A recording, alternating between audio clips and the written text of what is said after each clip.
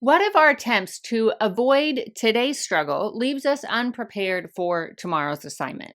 Years ago, when dealing with conflict and chaos in a ministry, I wanted to quit.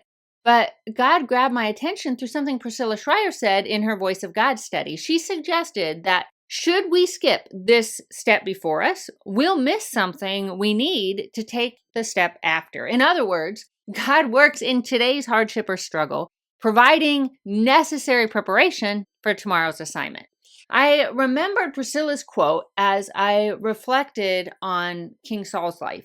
While we don't know much about him prior to his coronation in 1 Samuel chapter 10, we don't see nearly the same level of divine training and preparation in his life as we did with David, the man who assumed the throne after Saul, through fear-led disobedience, forfeited his role. Because Saul lacked the grit to stand firm in his faith when facing threat. Based on his actions in 1 Samuel chapter 9, when he wanted to give up looking for his father's donkeys one day before learning they were fine, I wonder if that might have been his pattern, to give up mere moments before receiving the blessing or solution. And I wonder if King David, if he ever wanted to avoid the decade plus that he spent hiding in caves in foreign lands in fear of his life, if he was anything like me, that would be a resounding yes.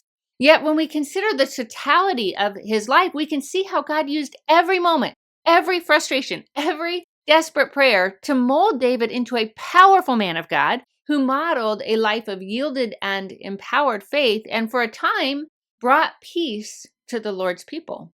While I doubt I'll ever joyously embrace difficulties, I pray that Christ will encourage my obedience by reminding me of the stark contrast between David and Saul, how one experienced the power and provision of Christ while the other, Saul, ended his life in shame and defeat.